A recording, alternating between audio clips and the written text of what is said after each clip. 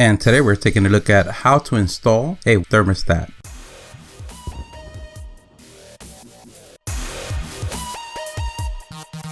So you notice your thermostat has been around the block for a few years and it's time to give it a much needed upgrade. In this case, we're going to use the Honeywell thermostat, but the steps that we're going to take today will work for any brand. And this is what we get in the box. We have the manual, the screws and anchors, and the thermostat. We're going to need a set of screwdrivers or a drill. I'm going to leave a link for the thermostat and other Wi-Fi thermostat in the description if you're interested. Now let's go ahead and start the installation.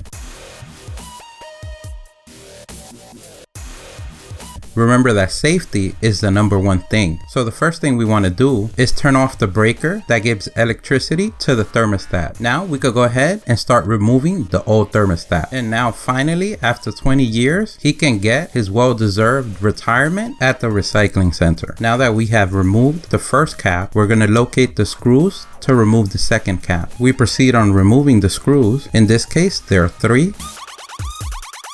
And now that we removed that other layer, now we have access to the wiring. And here on this system, we only have 4 wires that are used. We have the R wire, the W wire, the G wire, and the Y wire.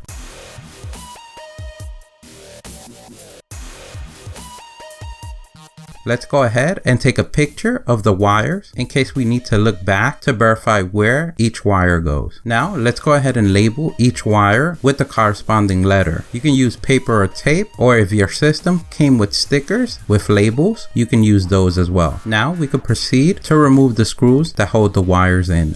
Now we're ready to remove the final casing. In this case, we only have to remove the 2 final screws.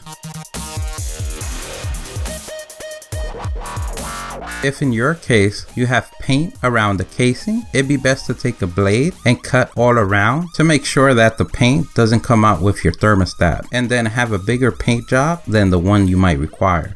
Let's go ahead and group the wires together so we could take out the last layer. And if you notice that your wires don't hold up by themselves, you can always wrap a pencil with a rubber band so they won't go back in the hole. In our case, they're very stiff, so we won't need to do that.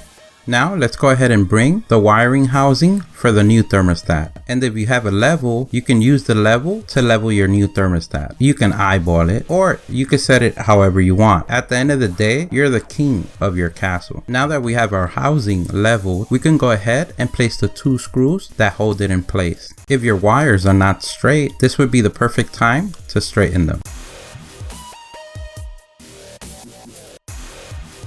Now let's go ahead and place each wire according to the letter of its location. And we do that by loosening the screw on the bottom, lefty loosey, righty tighty. So we can go ahead and insert the wire inside. Once inside, we can go ahead and tighten it and check that it is snug. Now we could go ahead and turn on the breaker so we could turn this bad boy on.